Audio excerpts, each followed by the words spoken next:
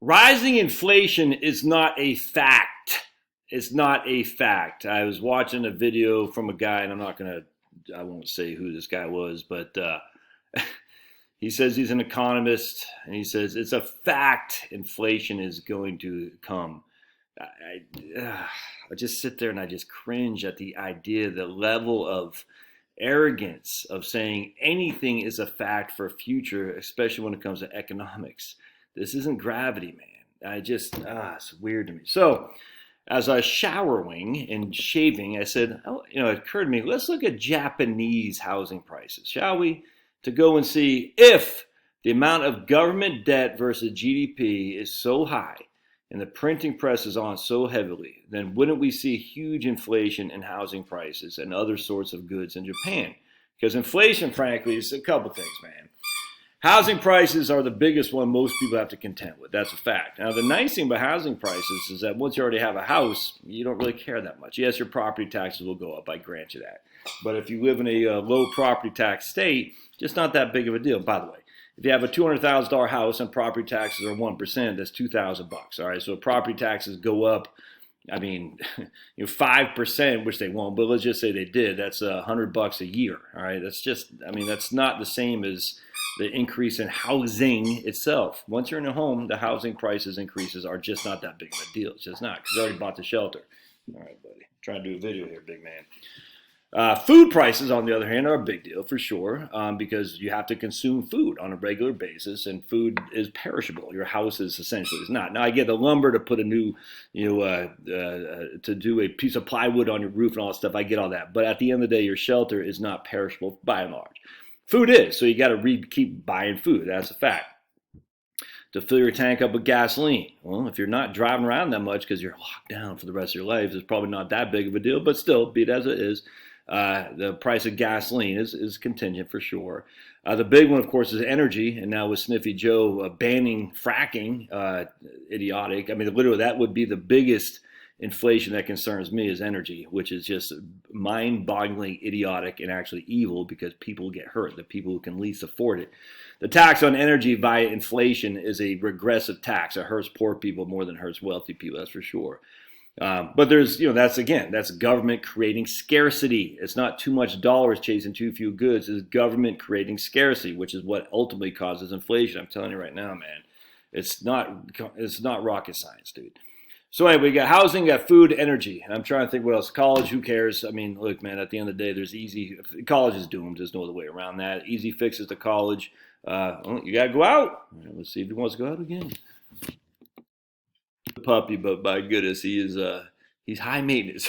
All right, so anyway, let's look at the Japanese prices on homes. All right, so this is from the Fed, St. Louis Federal Reserve Board, and we're going to see, this goes back to residential property prices for Japan. All right, so what you can see is this is 1990 where it just went off the top.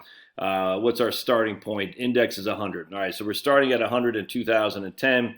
And you can see, so we had this huge drop because of the bubble, all right, and then it fell to 100 in 2010 right there. So that's where it started at 100. So it went from decline from 182 to 100. That's 82% decline.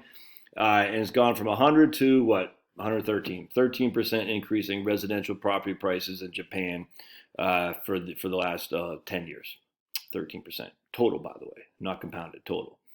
Yeah. So we are back in Japan where we were in 1983. All right, so over the course of 1983 till today, 2021, the residential property price in Japan has not increased at all if you factor in 2010 as our index, if that makes sense. So we've had no increase over the last basically 40 years or so. Over the last 10 years, we've had a 10% increase, or 13% increase. That's not extraordinarily, hey, Finney, not extraordinary. So let's go look at trading economics. We're going to look at Japan and see what the price of food has gone to. So let's go to Japan. Come here, buddy. Come here. Come show everybody. Come here. Everyone wants to see old Finney. And we're going to go to prices, trading economics, big fan, first time, long time. We're going to go to food inflation, and let's see what the food inflation has been. And we're going to go to let's go to the last 25 years. Oh, well, basically up and down and up and down. So right here, 2015 from a big, was that about 2013 and 15 had a big spike. And now you have deflation, food prices. Nothing extraordinary here. I mean, the highest was 31, the lowest is negative. So 31 would be, let's see, where is the highest right? No, let's see if we go back to max. Let's go max. I'm sure that's, yeah, right around here, exactly. That's what I was kind of thinking. This was at the 70s probably. So the highest was the 70s, and we've had low to moderate to no inflation since. Because the 70s was the Keynesians run amok, which I hate to say, it seems like we're going back to, but that wasn't because of government spending per se. I mean, it kind of was. I get that, but it's mostly about the trade shocks and the regulation. So we're not.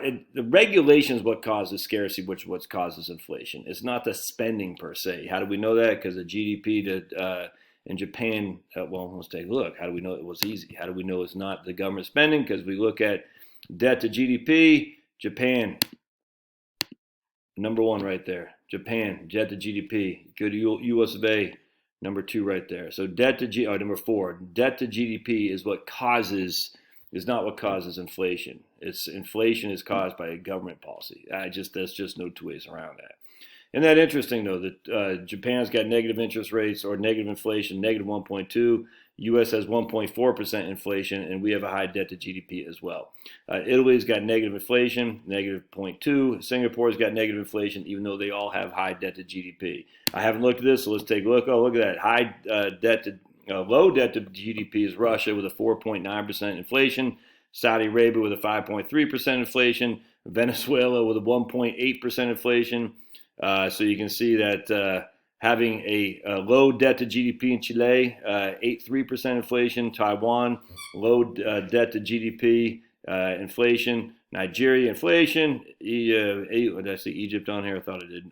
Bangladesh, a low debt to GDP. I mean, the reason is because no one's going to lend them money. All right, so we looked at food. Let's keep looking here. What else we got? We're going to go to debt to GDP, and we're going to go to Japan. We looked at prices for food.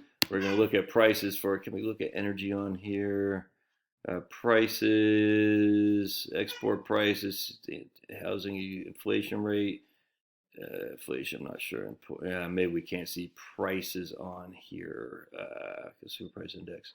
Let's go to producer prices. Did I break it down for us? Maybe not. Anyway, let's go to housing real quick. Housing index, housing starts, taxes, consumer. Gasoline price. Here we go. We'll just look at gas. I mean, see, gasoline prices somewhat be manipulated, but again, that's not inflationary, man. 2006 to 2021, it's up 30%, but that's off of 2000, whatever. That's what 2013. Look, it could be. I mean, we don't. That's the issue. We just don't know. The issue that inflation is a fact is so silly that just like, oh my goodness. Let's see. Let's go to personal savings. They have high personal savings in Japan. Yeah, look at that. Nuts to their personal savings. Look at that, man. It's a trajectory going up for sure. That's pretty significant right there. Anyway, just below consumer spending. Yeah, consumer spending. Let's go to max. And you can see a big drop off consumer spending and flatten consumer spending. Huge increases in consumer spending until basically right there, 2009, and just or I should say, right was that 2014 or something like that. I wonder what the U.S. consumer spending is. Let's take a look. Let's just look at the U.S. consumer spending. Krakow. We're going to go to consumer spending because we're the biggest debtors in the world, and yeah, look at that. Look at that. The trajectory, just exponential. I don't know if that's called exponential or not, but then it falls off a cliff right there, and it's back up. But still, we're back to where we were in 2017. Let's look at bank. Fanny, oh, you got your toy. Let's look at bank lending rate. Yeah, look at that, man. Look at that. 10% bank lending rate now. It's crazy. All right. Anyway, now that is indicative. I wish to show energy. I think at gasoline prices, just overall energy prices. I'm sure it's in here someplace. Stats, money, labor, markets. Stop. No, man. someone stinks. Jeez Louise, blue cheese, GDP for mining, labor. Anyway, so productivity, retirement age men. Let's take a look at retirement age men. I'm just messing around now. So yeah, 60. I don't get that. All right. Well, anyway, there you go. So anyway, anyone says inflation is a fact, it's just hey, you, hey, stop that. There's no facts. No one has a clue. No one has an idea. It's just silly, man. So stop like this. Oh my goodness, it's coming. So I saw a video. Ron Paul, economic crisis, and then the left wing, economic crisis, and it's just. I mean, there could be. Jeremy Grantham, big far lefty, economic crisis. Ron Paul, big libertarian, economic crisis. Yeah, there could be, but there's no evidence to say that it guaranteed will happen or it's not. We just don't know. We just don't know. So stop the arrogance, my friends. All right, we'll see you.